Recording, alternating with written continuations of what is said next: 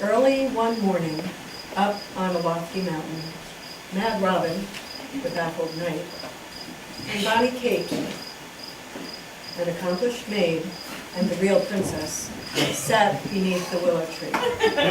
Sitting in Cupid's garden, a young man's fancy turned to mutual love. My wish, I must confess, is a royal wedding and a happy marriage. Mad Robin, I fear that you are getting quite carried away.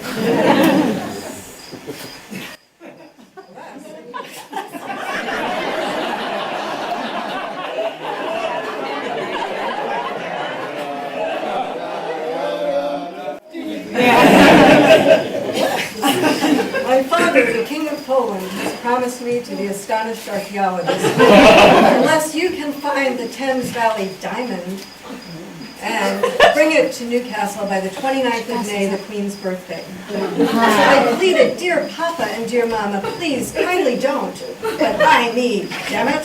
Why is me? What mun I do? I never love thee more. Take this splendid shilling for lover's luck and gallopede in search of the diamond.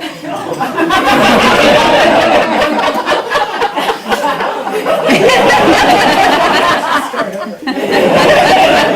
If you return to Newcastle in time, I shall be your virtuous wife. But beware of the pleasures of the town.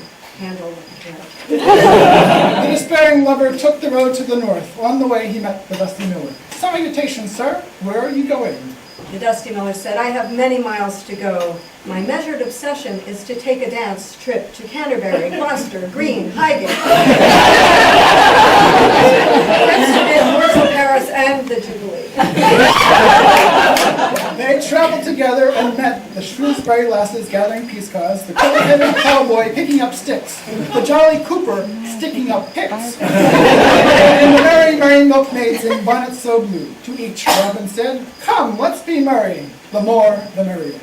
One night, in the fields of frost and snow, they came upon Michael and all his angels.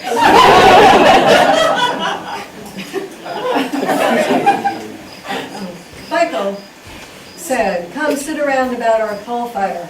And he said, drive the cold winter away, 'twill be an early frost. And around the campfire they sang some old favorites. If all the world were paper, if I had Maggie in the wood, and what shall we do with the baby-o, all through the night.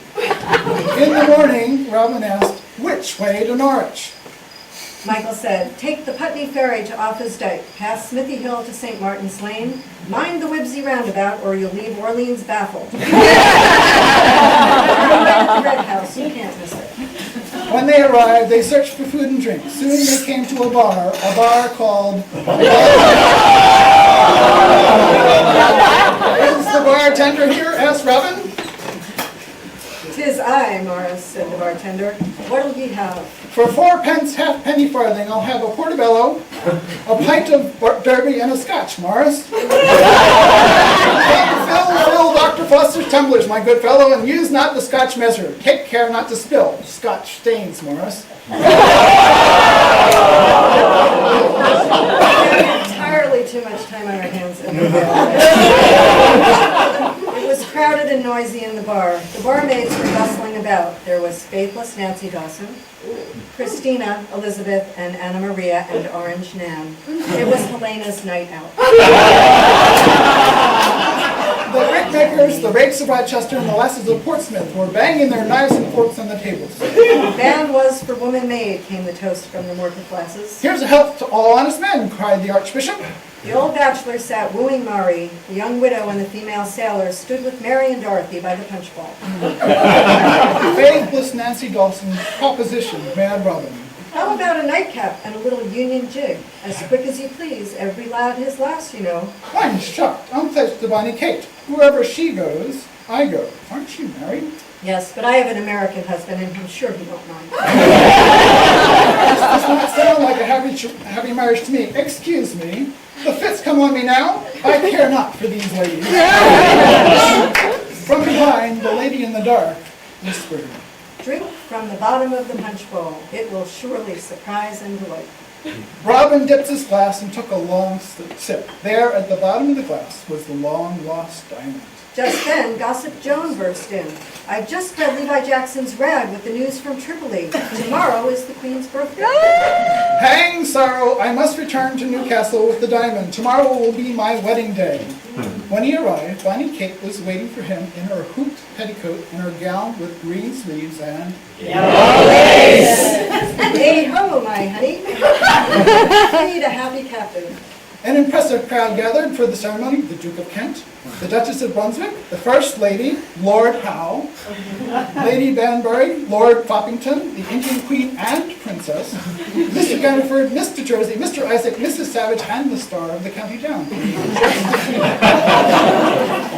There in the mulberry garden between Round Pond and Long Pond, not far from Buzzard's Bay, beside the Rose of Sharon, surrounded by the wood duck, the wood lark, the bonny cuckoo, the butterfly, the fireflies, and that's all. The bishop.